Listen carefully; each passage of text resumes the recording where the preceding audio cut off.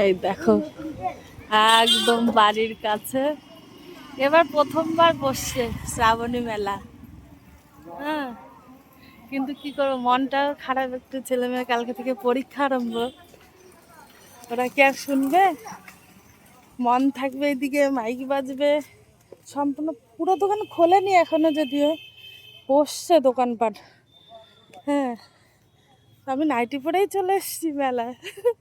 কি বলবো, এই যে ফুলের দোকান বসছে, এই যে সব কী কী দোকান বসে যাই না। কালকে দেখেছিলাম ওইটায় কাপ টাপ বসেছে নিয়ে। আর এইদিকে এই যে ঘর সাজানোর জিনিস সব।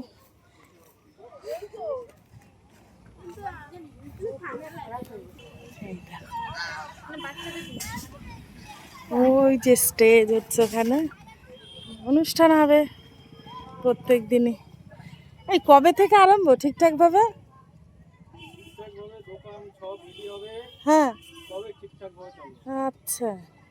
এইগুলো তো ওখানে লেখা আছে।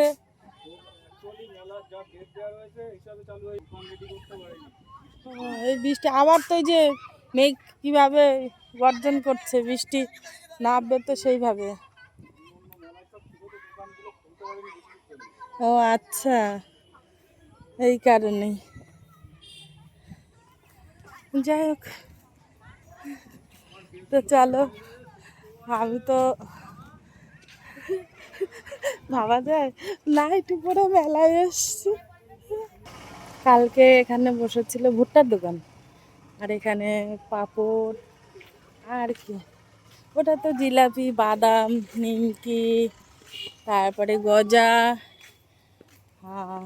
আরেকটা কি যেন বলে, ছোলা, বোঁদে, আর কি কি যেন বলে এটাকে, তেলের তেলের কি একটা বেশ বলে, বলতে পারবো না।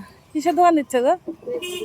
হ্যাঁ, ঘুগনি। আচ্ছা, এখানেও বসবে সব, এক এক করে সব বসছে।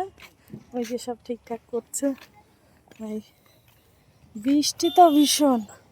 অ্যাকচুয়ালি ওই যে একটা মন্দির, আর আমাদের এই পাশে বললাম না দুটো মন্দির, এই যে একটা বট গাছ, এই যে অশ্বত্থ গাছের সঙ্গে আছে ওটা, এটাই নেই।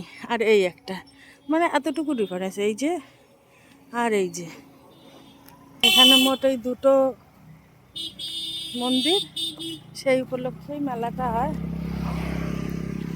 আর এখানে এই যে পুজোর লাইটিংয়ের কাজ চলছে 2-3 মাস আগে থেকেই।